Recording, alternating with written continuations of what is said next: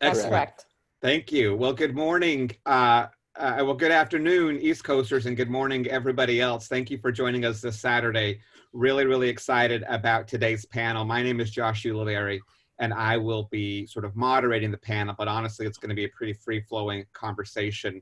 Many of you know me. I'm a Democratic progressive pollster, a fighter for equality, and I'm trying every day to not just be pro-equality and pro-justice, but also anti-racist, and learning every day how to do a better job doing that. I'm going to learn some of that with today's group of folks. We're speaking today, and each of these men will introduce themselves separately in a moment. Mondale, Tomas, Terrence, Yui, and they will each introduce themselves and give you a little bit more information on themselves in the chat box as needed. I wanted to bring this group together today to talk about Trump's targeting men of color, specifically men of color, because as we think about conservatives and regressives and Republicans in particular, as they keep focusing on a larger share of the white vote, even as it's shrinking, as long as they keep stealing and taking some of our progressive men into that corner, or moderate men into that corner, they'll hold on to power for a long time. So I created a similar panel to this in 2017 at Netroots around Latino men, and things have only gotten worse, honestly. Back then, we were 10 or 12 points worse in terms of just the vote, in terms of some particular progressive issues. And since then, the expansion of these targets from conservatives has only widened. You know, for Black men under Trump, he's talking about justice reform. He's talking about the best employment in history. He tells us, what do we have to lose? You have this, flirting with Kanye factor. For Asian American Pacific Islander men, for a long time, that was a key Republican voting bloc in the late 90s and into the early 2000s. And that's changed for sure, but it's a community we don't know enough about as progressives. We don't study it enough. And in particular, we don't understand the nuances between men and women in some of those communities. And I want to make sure we have that conversation today as well. Lastly, with Trump and these Republicans, part of their plan is to devote time to one of two strategies. One is that there's just no difference between Trump and Biden. They're both 70-year-old men who don't know anything about people of color and don't frankly care about people of color, in particular men. And, don't vote for them, vote for a third party, find a progressive candidate to vote for. And the other strategy is to say the similar kinds of things, no difference between these two men, but instead, just skip it. Skip over that vote, go to the Senate race, et cetera. Don't make a choice between two bad options. So I'm going to turn this over to our panel in a moment, but I first want to tell everybody and remind everybody to mask up, socially distance if you can, rally, protest, take care of each other, really take care of each other. I called Tomas yesterday to check in on the group, and he said, it's been a really rough week. Sorry, I'm late with things. And I just jumped into, talking about the panel. And I later realized I just skipped over him saying he had a tough week. So I called him back and I wanted to talk to him if there's anything I could do for him. So let's take care of each other in these moments as well. And he pushed me to voicemail, which I understand, but that is all good and all love. So let's start with, again, remember our topic today is to combat Trump's targeting men of color. The goal is for about 40 minutes of conversation between the men on the screen here. And then we'll turn it over and monitor chat room and the questions as well. If you just have comments about things you want to bounce off people, put that in the chat box. If you have specific questions you want the five of us to get to, respond to, consider, please make sure that goes in the questions section. So chats can go in the chat, but if there's something you want us to respond to, move that to the questions section, please. So I'm going to just give this order real quickly. Folks are going to introduce themselves, give a little bit of their background, a little bit of insight into what they want to talk to today, shorter, and then we will have some Q&A, but honestly, just bounce off of each other when we hear something we want to get involved in. So the order, I'd like it to go Mondale, Terrence, Yui, and then Tomas. So Mondale, let's kick it off with you, please. Good morning, good afternoon, depending on where you are in the world. I am Mondale Robinson. I am the founder of Black Male Voter Project. Black Male Voter Project is the direct result of 20 years of white supremacy on my body, my politics, and the way I play politics. For 20 years, I was a consultant doing work mostly in IE space. And all I kept hearing was white men telling me how I need to talk to Black folks, especially Black men, about this next white savior, whichever the candidate was. And it usually was a white candidate. The problem with it is campaigns are transactional. And there are two things that they are trying to transact. One, to make you believe that this candidate is your future and the only way that you're going to exist. So that means the status quo. And also the second reason campaigns are transactional is because they only come see you 4 or 5 months out of the every 4 years or so, whenever the election is, and telling you that election is the most important thing into your life.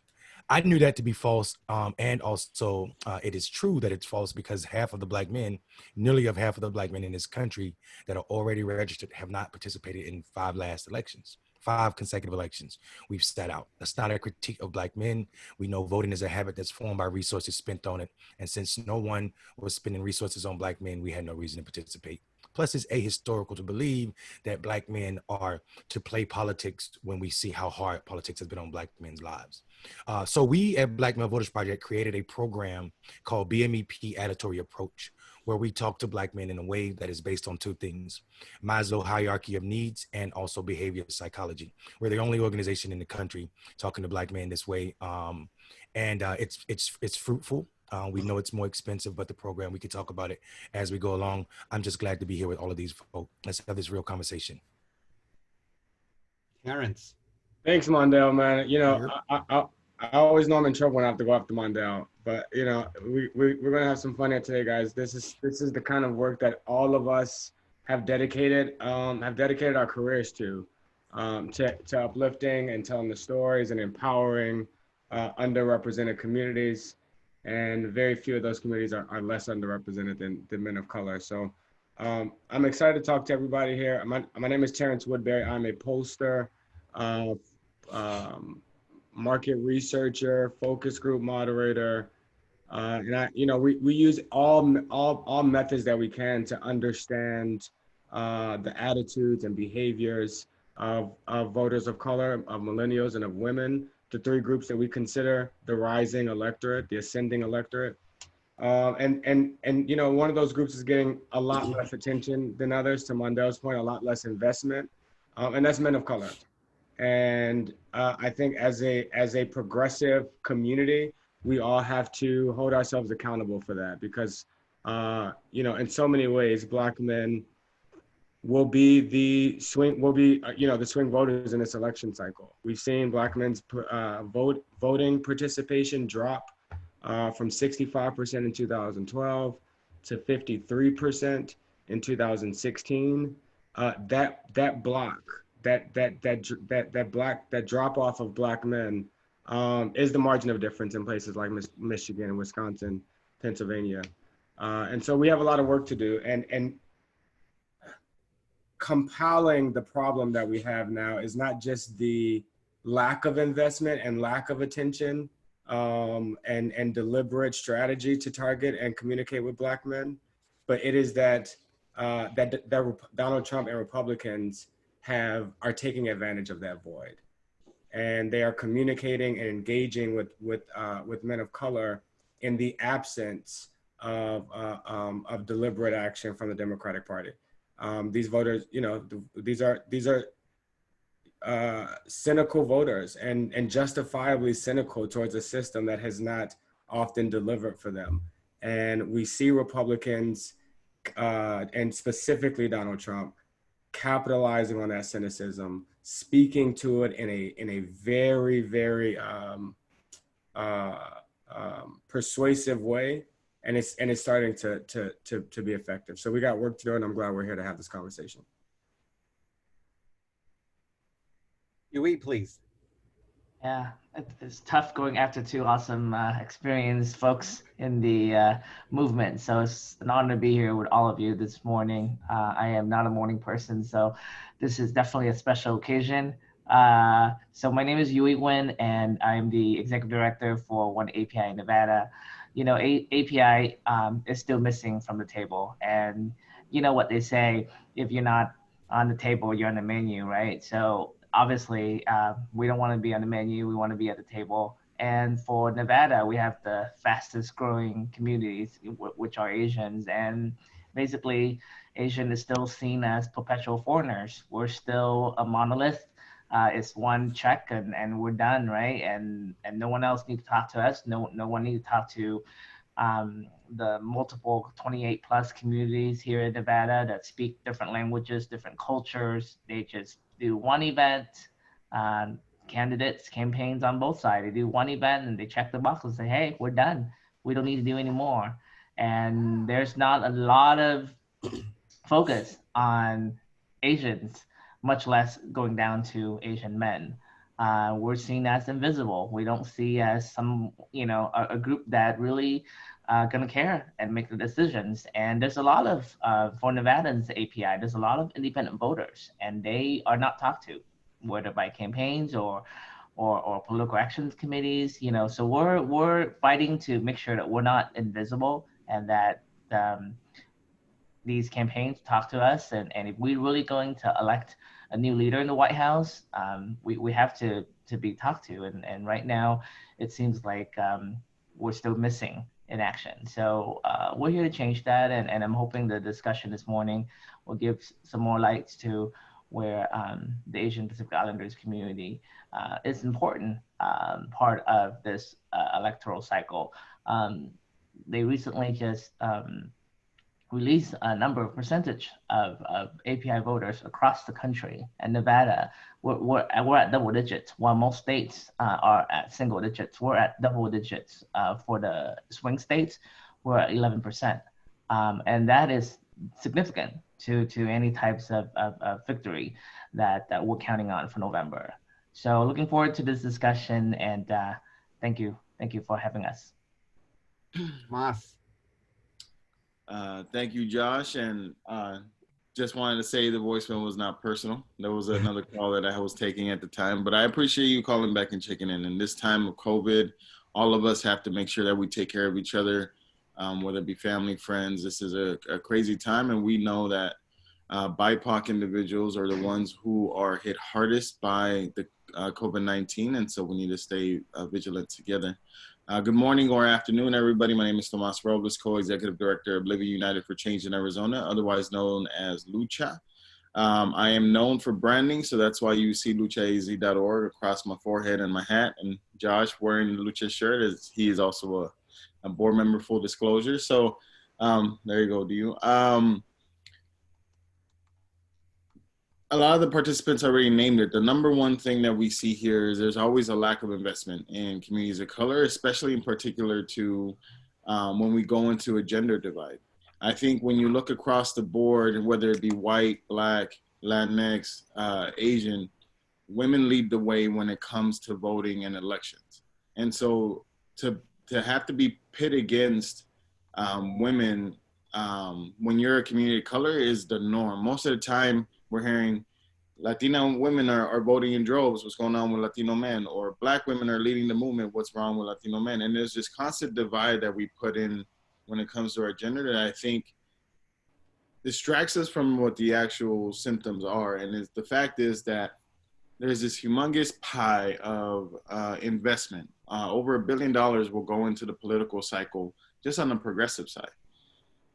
Less than 5% will go to communities of color. When you have all this investment and this much is contributed not just to one demographic group, right?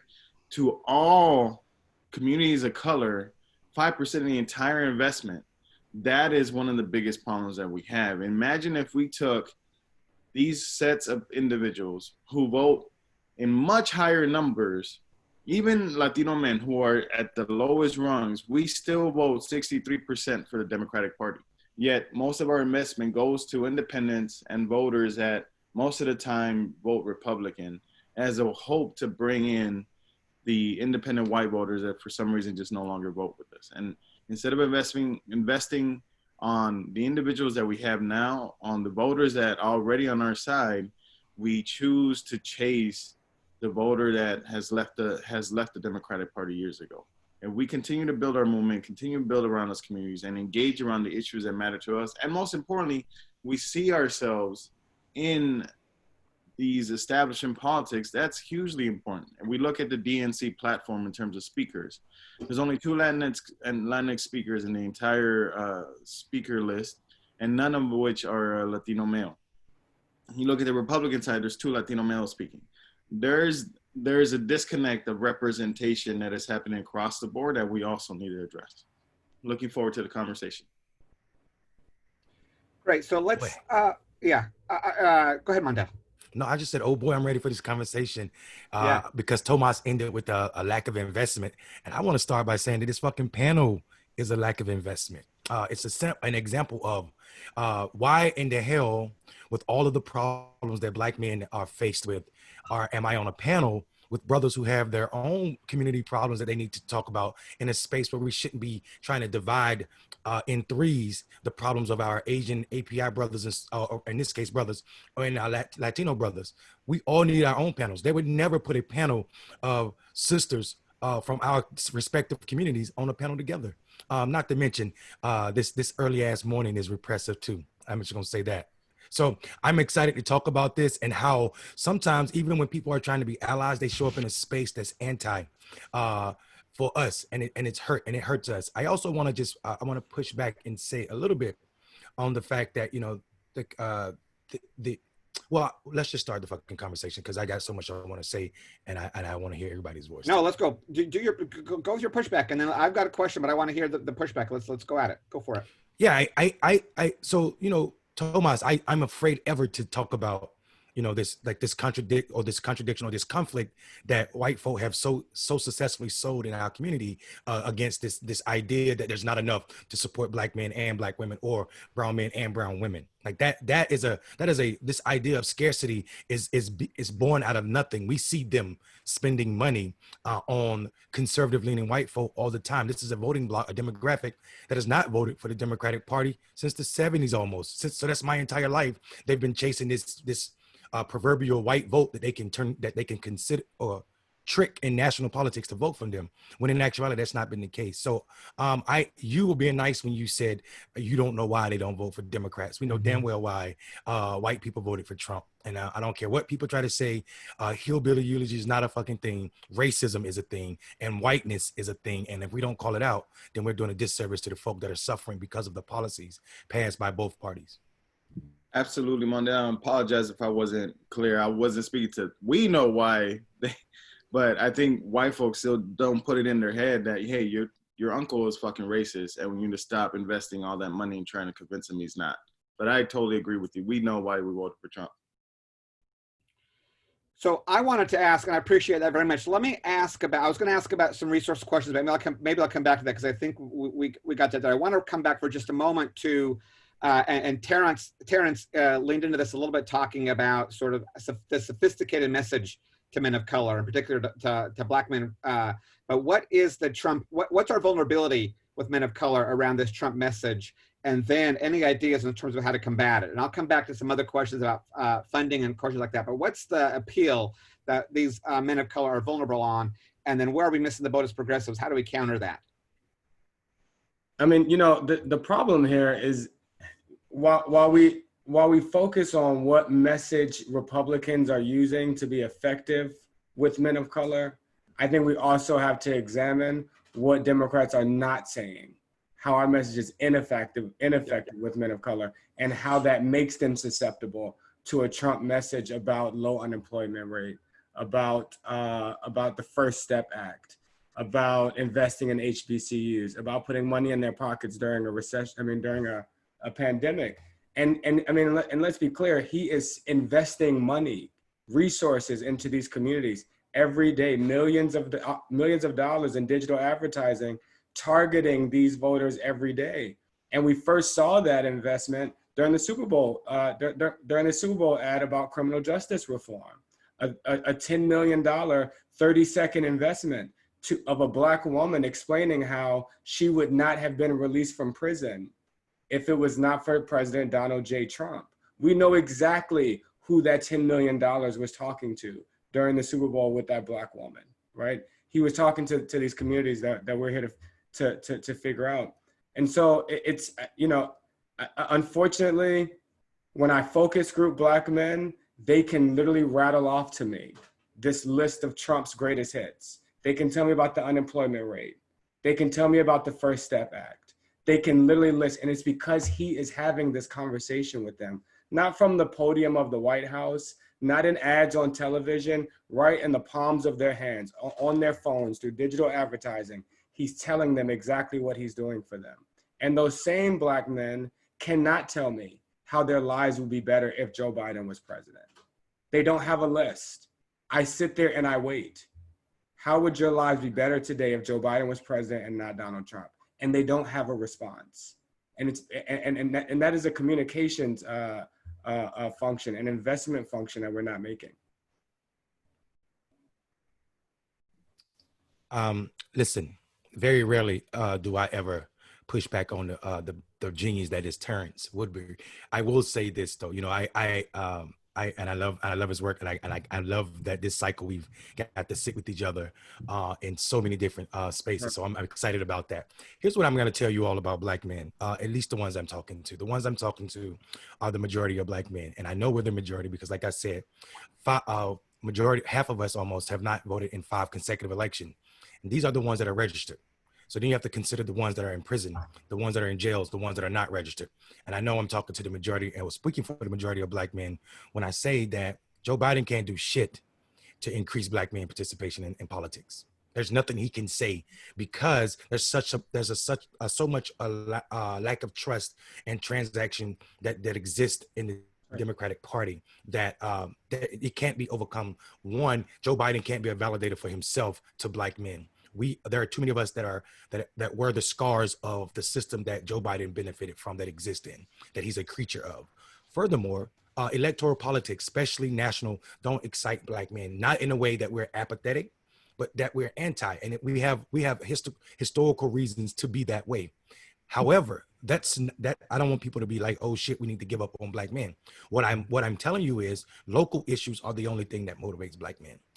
We've had over 7,700 conversations. The way we do our roundtables is nobody's allowed in the room unless you're a Black man. No cameras, no anyone. You have to be a Black man to get in there. It's your ticket. It's your only way in. And what we've seen is, and we also overpopulate for brothers who are gang members, brothers who are drug dealers, and people that don't vote regularly. We do allow some elected officials in the room and some politicals like ourselves, but just to show them how fucked up and how wrong they are when they're talking about these brothers, so they can't filibuster the conversation. And what I'm noticing is whenever we ask the question about healthcare to this population of brothers who make up the majority of Black men, healthcare is not a popular fucking issue. Donald Trump is not a popular issue. We can't make Donald Trump a big enough boogie monster to motivate Black men to go to the poll. What we can do, we can talk about public schools in the terms of adding trades back to school, because this is one of the #1 issues for Black men. This is an economic issue. We could talk about the over-criminalizing of Black bodies, especially Black men in this case.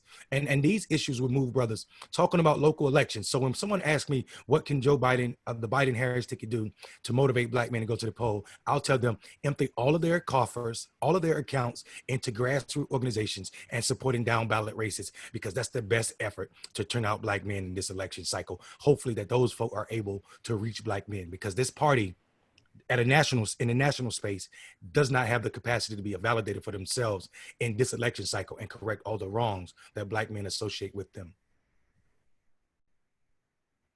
Yeah, I think from a Latinx male perspective, one of the things that Trump has really been pushing, especially has been around this economy and the opportunity that it's created. I think Latinx men have grown up, with my experience, you're growing up and you need to be the provider. You need to be the caretaker. You need to be able, if you're not able to support your family, you're not worth your opinion, you're not worth your status, you're not worth anything within the community. And I think that is the kind of pressure that Latino men start to come up with. And Trump speaks directly to that part of the individualism that this corporatization of the American dream has become. And I think too many times we're not seeing that conversations about economic opportunities do not exist within the Democratic Party that cater towards Latinx men and men of color. And many times we're left hanging high and dry to figure out on our own how to best fit into this political system. I think what Mondale said about the lack of investment in community is exactly true. There has never been a direct investment in talking to communities of color and just figuring out what it is that resonate with them the most when it comes to issues. Many times here at Lucha, we create our own listening sessions, our own abilities to speak with multiple community members to hear about what is locally happening and how do we translate what those individual experiences are and put them towards policy.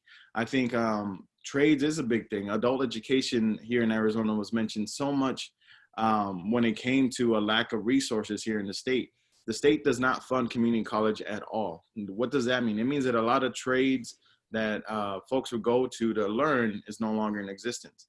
A GED, wait times here, it's about 8 months just to get into a class because the funds have been dwindled so much. You look at childcare is also a male issue that is hugely important because now 2 households must join in. And so we're seeing that as we're stripping away these resources, Democrats aren't talking about these stripping away resources and aren't talking about how this affects all communities within our country. It's stuck on middle class, a middle class talking point. And I think when you deal with Latinos in here in the state of Arizona, you're dealing with a state that's near the border, where many times the racial profiling has been dialed up to 11. Before the age of 18, I was pulled over 7 times just for the fact that I was either playing music of a different language or not dressed appropriately. This is a type of experiences that in a state like ours that borders Mexico, we've seen a really antagonistic approach to how we deal with all men of color, and especially even in voting. It's never a positive, uplifting message that men of color have to deal with. It's why aren't you stepping up the way that you should be stepping up? And this is why investment in these communities is so important. And it's why we need to continue to look at the issues locally that are affecting us, because we are not, as Mondale mentioned, nationally, Trump isn't gonna excite us to vote against him. And right now, Biden's lack of investment in Latino communities means we know nothing about the man right now. And he needs to step up and be able to talk about why his values match the values of our communities. So let me ask about, and I appreciate this, and Yui, I'd love you to jump in here for us and start this off if it feels appropriate. This a little bit of maybe it's not tension, but this sort of that, you know, Terrence had said that Black men can tell him about the Justice Reform Act from Trump. Black men can tell him about employment. They can't tell them anything that Biden would do. And then Mondale said, we got to push this down to the local level. And so is justice reform a local issue? Is employment a local issue that's going to turn these men out and help them vote progressive? And then Yui, give us a little bit of focus in terms of, in the same way, is it in terms of motivating the AAPI male vote, is it a local conversation about local issues, or do you feel it is a national conversation, potentially given, you know, all the racist work that's, you know, that's been bubbling up since Trump's, you know, China's virus conversations, et cetera? Is it a local conversation or national conversation? And how do we sort of use these local issues to push them up ballot if we need them to? I think it's both. It's local and national, because, you know, there's really about recognizing what's the need of the community that is so diverse. I mean, we have, you know, just here in Nevada alone, like I said earlier, 28 different ethnicities. So, you know, think about 28 different opinions in one room. That's never going to get anywhere. I mean, we got to be able to spend time and do the research. And, you know, talk about investment. If there's zero or low investment in the color communities, think about the investment in the Asian community in the research. There are none.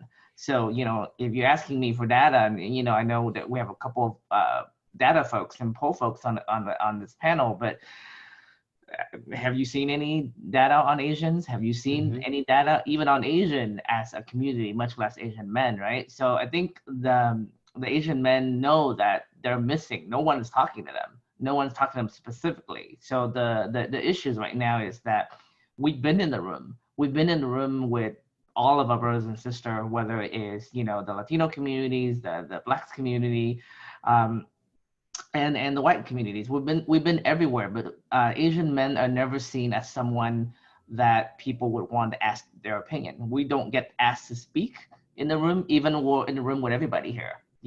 we're often the last to speak, or we're often never get asked to speak. So the folks that have been, in the electoral cycle for many terms, sometimes they just don't care to vote, because guess what? No one talks to me. So why do I care to waste my time going something that doesn't matter anyway? They don't care about what I think.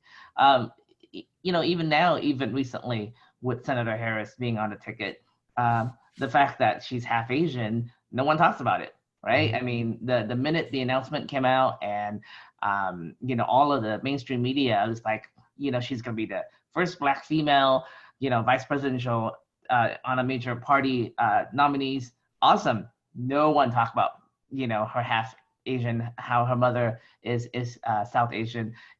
It's just, it's just like, it's an obvious, what do you call those, pink elephant moment, where it's there right in front of us, and no one talks about it. So imagine the kind of foreigner feeling that we're still feeling this day, because we've been here for many generations. We've always been a part of the movement. We've been a part of the civic movement for many decades, but we're still invisible, even within our communities of colors. So that's the part that is still mind-boggling. That and I appreciate Josh for thinking of this gathering and having us being here, because we're the last of the last. And it's not necessarily just the conservative communities are doing to us. Even our own progressive communities are doing that. You talk about how many Latin speakers are in this particular conference. Same thing. I was trying to search the Asian speakers, and I see myself and another colleague of mine in Virginia, and that's just really sad, because in our movement we are a significant percentage of the margin of victory. And of course, even when we talk about it in your rhetoric in this panel earlier, hey, much love from Mondale. I mean, he's awesome, but even in his rhetoric recently, he just says Black and brown. I said, okay, I'm right here. But you brown, brother. Am I wrong in that? Tell me what I should say. Well, no, but I don't want to identify as brown. What do you identify as? Correct me. I like this. Thank you. API. Okay. When I'm referring to colors, we have Black and we have brown as well, but we don't, but they're still duly noted. Duly noted. Yeah. I will say this. Hold on 1 second. I appreciate that correction, because my entire life I've always referred to Black and brown people being people beyond just Latin America, and here it was. So I appreciate you helping me become more inclusive in my language. Thank you so much for that. I will say though, it is improper for me to sit on this panel and not acknowledge or ask you all to acknowledge the fact that the reason Kamala is being referred to as Black is not because of Black people, or because people are being sanctified for the Blackness. It is because America defined the terms of what Black is, and not now, but a long time ago they determined who would and wouldn't be Black. And we also have to say that there's a generation or a couple generation things that where you can come to this country and assimilate and be considered white in lifestyle and also in how you are accepted. That is not the case for Black. That is not the case. And we have to own that. And that exists in every community. Every community that has ever immigrated or come to America has been able to do that, except for Black people. And we have to call that out. We have to, because if we don't, then we are not doing anything to benefit the real conversation that has to be had around race, around the issues that plague our communities. And that's just a fact, guys.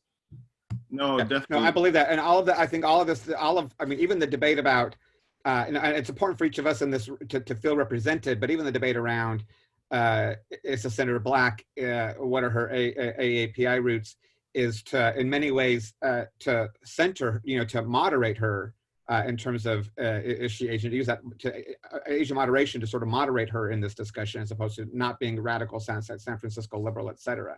So we're, in that case, it's always about sort of centering white people's comfort level to our candidates. I wanted to ask about, and Tomas, if you want to jump in here with what you're going to say, definitely do that. But in terms of when we were exchanging notes about this conversation, we had this, some of these folks have brought, some of you brought up, racism discussion and calling out racism and talking about racism and discrimination.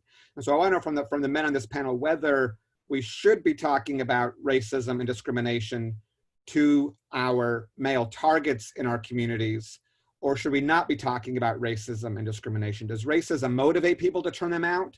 And is it a direct race? This is a racist, systemic racist, strategic racism situation, or is it about jobs and healthcare and childcare? Where does sort of the word racism and discrimination come in to talking to men in our communities? Well, first of all, I do want to mention on Mondale's point, like this is what white supremacy does to everybody. And Latinx communities, one of the biggest obstacles is colorism and needing to feel like you're getting to that white caste system that was built in history. A caste system of whiteness was built in all Latin America, where the closer to, it didn't matter if you were mixed, but the lighter skin you were, the better chance you had of having a quality of life. And that still hinders us today. And I think one of the things we have failed at doing, especially when talking about race, is being able to educate people on what is overt racism and what is covert racism, and the understanding of these dog whistle politics that happens within our communities, and the way that Trump's able to talk to them and divide our communities. So for this panel, I did some research, and I'm glad I made it out alive, but I spent a day looking at Latinos for Trump and all kinds of pro-Trump messaging on Twitter and other social media to see how they talk to us. And by us, I'm meaning Latino men in terms of what Trump is saying right now. When you go to Latinos for Trump, the first thing you see is a racial divide. It's a Latino male with an accent talking about how the looting and the crime because of these protests are happening, and how proud Latinos will not be doing this. And so this is a type of division that's happening on the Trump side with dog whistle politics. You also look at their ads. Terrence was talking about it too. They have some of the most culturally competent ads amongst Latinx voters that I've ever seen. I'm talking about, they have one that specifically talks to Mexican Americans, one that specifically talks to Cuban Americans, one that talks to Puerto Ricans from the island and Puerto Ricans from New York. Like, the level of just craftsmanship they have with their ads is immaculate. And that just shows a difference in investment levels. And they're not trying to get you to vote for Trump. They're trying to get you to vote against Biden. And so we need to continue to talk about race, engage on what this looks like, and show especially Latinx men, how women in our movement and other communities of color need to stick together. I think even in this panel, we see the tension of how white supremacy has divided each of us to feel like we have to defend who we are first and then talk about unity. And this is why white supremacy is such a big problem, and we have to talk about it to death to our communities. Can I, to your question here, Josh, about whether or not and how we should talk about racism, not only do I think we have to talk about racism, it is the most important thing we can talk about. For Black voters, the number one issue for Black voters, for younger Black voters, for older Black voters, for men Black voters, for women Black voters, for rural, for urban, it is racism. It is the most consistent metric across the overwhelming diversity of Black people.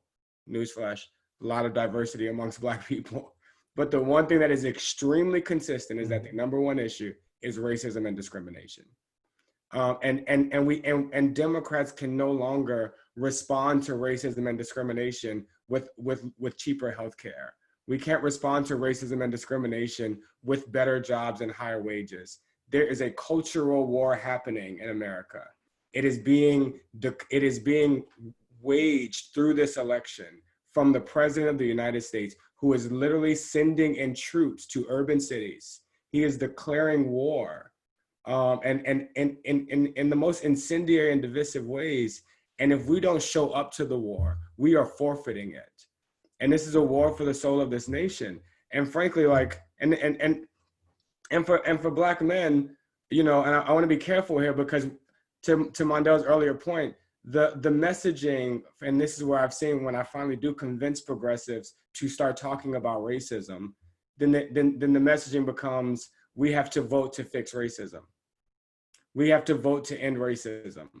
That messaging falls flat not just because Black men are cynical, are justifiably cynical voters, but because it's bullshit. Voting doesn't fix racism, right?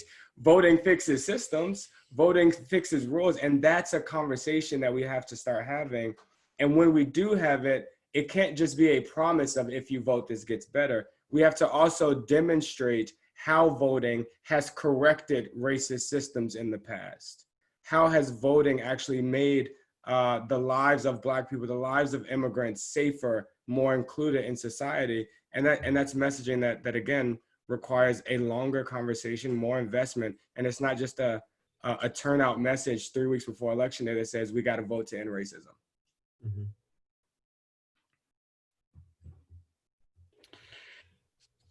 So if anybody else want to jump in, I got a couple other questions I can ask, but I just want to see if anybody else want to sort of jump on top of the sort of actually confronting racism, using racism in the conversation, or is it a more, I mean, sort of the folks who are talking, who, producing ads, doing digital, there's not a lot of racism conversation. It is, more issue based. And so that's my question for us, is there a lesson that the five of us have coming out of this conversation about, and it sounds like Terrence is a pretty strong advocate about the conversation, but for others, does racism motivate our men to turn out and vote in a certain way, or is racism suppressive and makes us feel more divisive in terms of that conversation?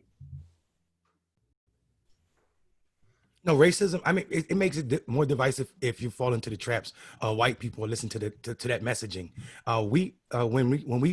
I've never heard a Black man who is, who's very, comfortable in his skin say, I'm race neutral, I'm race blind, or whatever, colorblind. That is an idea that that was not birthed out of my community. So hearing that talk about that you're going to talk about any policy and not acknowledge when you're not race explicit, we usually get excluded, i.e.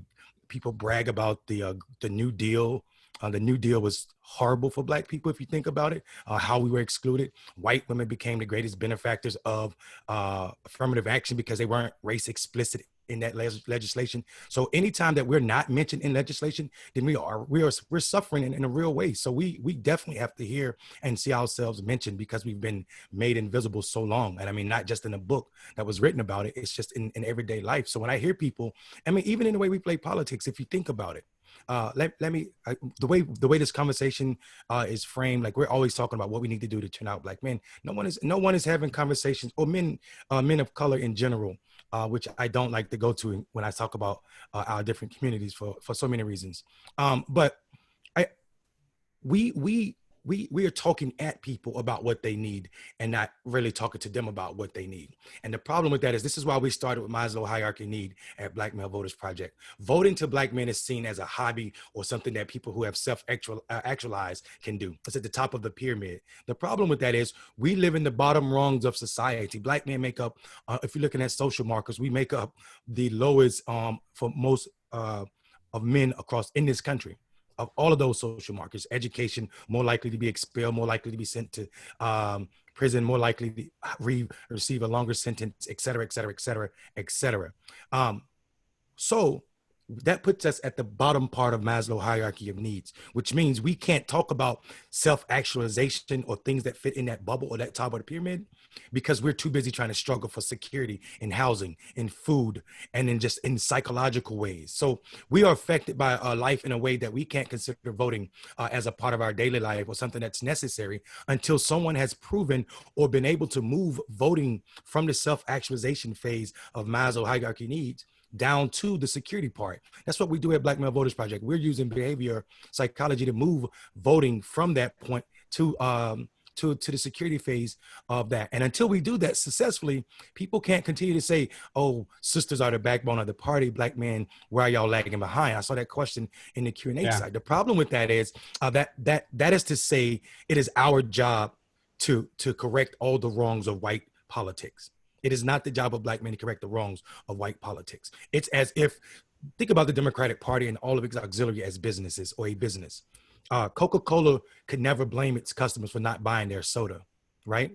That would be a ridiculous claim that Coca-Cola can make and say Black people don't buy our sodas because they don't know how good we are for Black people. It's their job to come up with a marketing scheme and also messaging that shows the benefit of drinking Coca-Cola for Black folk. The Democratic Party is Coca-Cola. They need to do better at marketing and also listening to the communities that is their base. And until they do, we'll continue to have these type of conversations that are ill-placed. So this is Thomas, you coming in? I'm actually curious to hear Yui's thoughts on this before we jump into the next round. I think all of the good things has been said that could be really duplicated to, you know, the Asian perspective on this part. I mean, racism, you know, we're dealing with that even within our own communities because the Asian community is so diverse, right? And I think that speaks volume when those Trump campaigns go in and target on certain issues that really, you know, resonate within the Asian community, and they kind of pit us against each other, and that's just really sad to see. And we even ourselves with Senator Harris' nomination, it still create more, you know, really, really tough conversations, you know, about her past and things like that. And folks don't really think about, you know, what's in front of us, what's happening. And we letting all of these divisiveness rhetoric get in because folks just can't really, really focus on what's ahead, what's already at stake. I mean, you know, Trump recently closed something like he closed a Chinese consulate in the Houston area, and folks like, well, why the heck did he do that? Well, you know, most Vietnamese American and most Vietnamese American men over the age of 50 are conservative voter, and they vote for Trump, and you know, they are anti-China, and they still harbor, you know, anti-sentiments with China, and they really, really don't you know, have anyone that talk to them. But hey, all of a sudden this president is you know, doing something against China. They just won them over. I mean, and looking at statistic of where Vietnamese American lives, people think that, oh, all Vietnamese live in California. Well, no, they have a large percentage in the key state like Texas, in Georgia, in Florida. I mean, there's large Vietnamese population, and Trump just weighing them over that way by doing something as you know, minor as closing a China consulate in Chinese consulate in Houston. I mean, it makes no sense to the everyday people, but it makes a lot of sense to people who are thinking, oh, okay, well, I'm gonna go for this guy because he is, you know, gonna make my community stronger, and he always stand up for our community. And you know, it's shown that the Vietnamese American has been a conservative voting bloc for many generations. So just steering us back on just, you know, the targeting of men of color. I think the Trump administration and the Trump campaign, it's kind of they don't have a strategy, and we all look at it like he's all over the place. But the thing is, that's the distraction. That's the distraction that he's giving, that everybody's letting their guard down. But look at what's he doing. Look at what's not making the headlines. Just go and look at local news that affect our national issues. And things are just going right underneath our radar, and no one's talking about it because we're all busy tearing each other down at this point.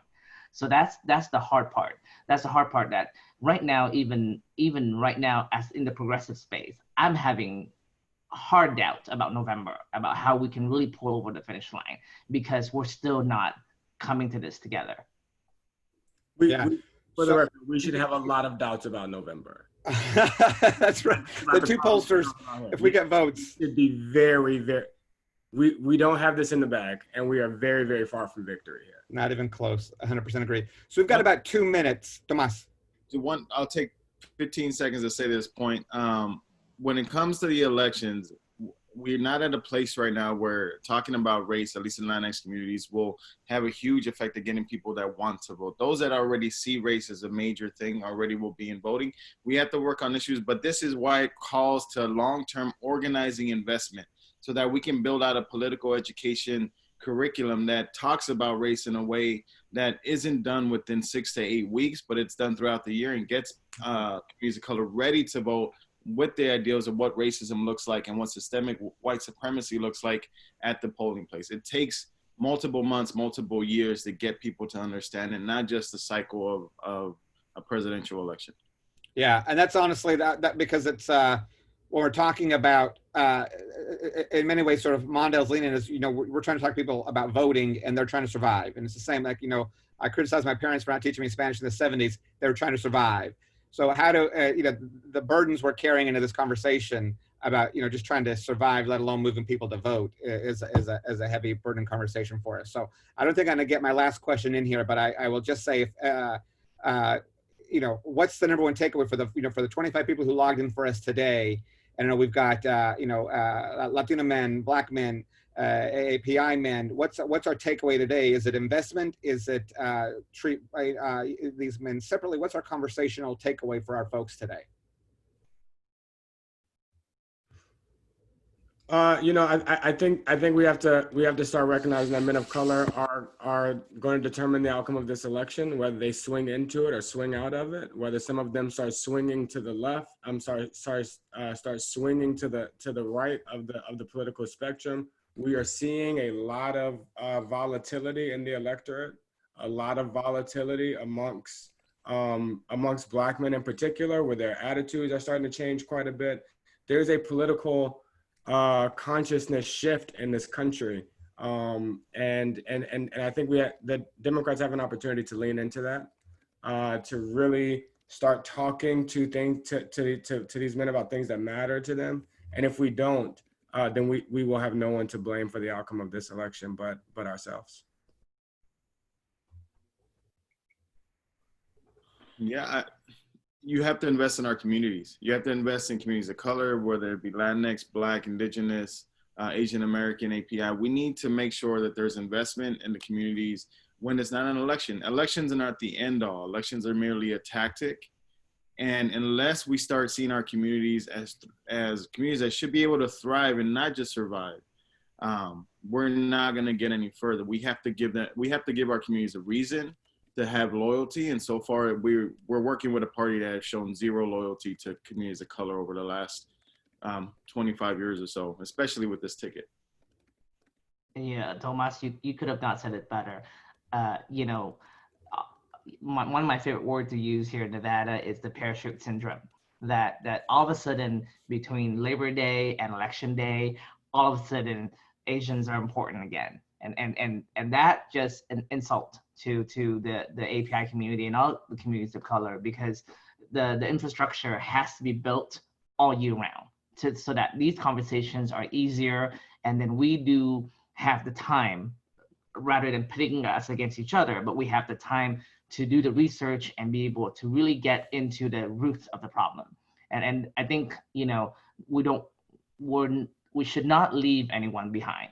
And that's the message and the takeaway for us, is that, you know, for us here at One APIA, we know that we have a large community, a very diverse community, 28 different ethnicity, culture, and languages that we got to convince to think one way. And that's hard. And that can't be done in a 90-day cycle. It just cannot. And so all of us should think that way, where this, for us to be able to really, really make an impact, we got to do this 365 days a year. And the investment has to be there in the research. There's no research on API. And you know, whoever out there is listening, the 25 people listening, just spread on the word. We need research, and we don't need research right now. We need research every day so that we can get to the bottom and we can get more into what we, talking about here is being able to have real data and be able to get to the root of the problem and get to that victory as a certainty, not a, oh, I don't know, this is not gonna look bad, because right now we're all just holding our breath, and that's not where we should be right now in the most important election of our lives. Let me tell y'all something. America exists a certain way on paper.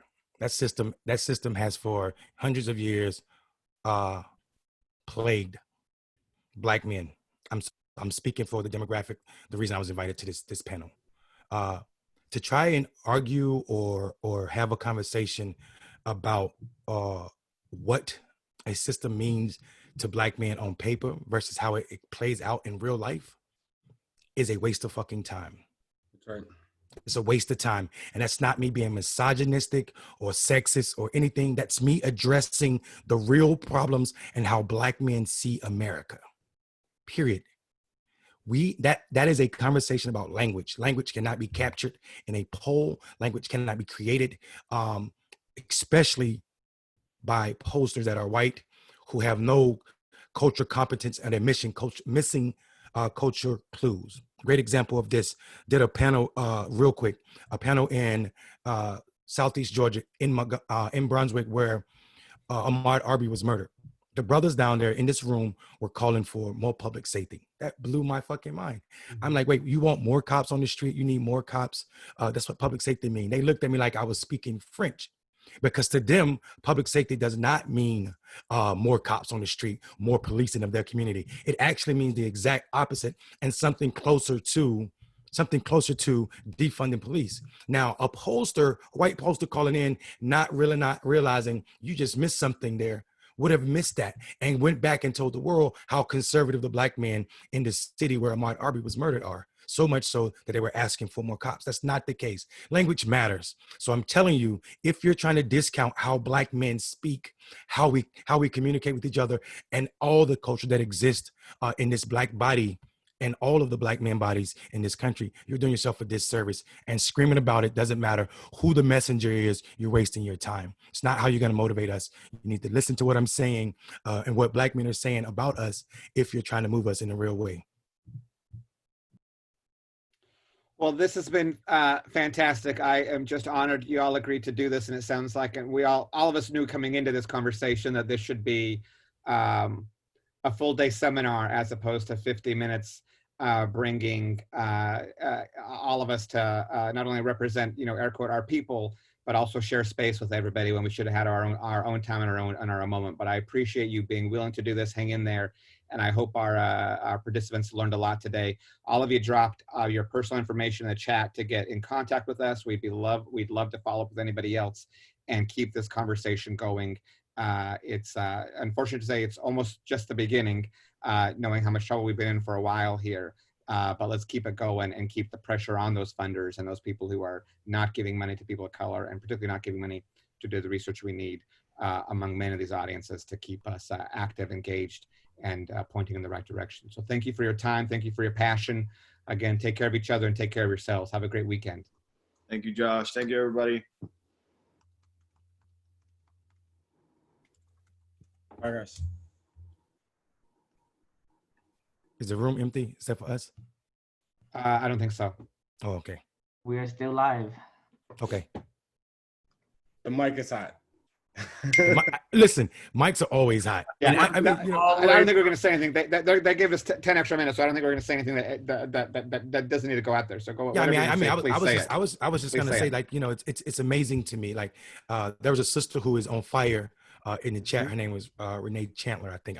If I mispronounce her name, I'm so sorry. The sister is, I hear where she's coming from. She's making a valid fucking point about most of these critiques online about Senator Harris are rooted in nothing other than sexism and also racism. However, we can't shoot everybody that has a complaint about that sister because she bragged in 2016 about being a top cop, and that's harm to people who suffered from the criminal justice system, and we have to give space to those critiques, because if we don't, you're trying to say, oh, so you can't critique her at all. That's going to be problematic when you say, if I can't critique her at all, then I don't fucking got to vote at all. And that's not what we need to do.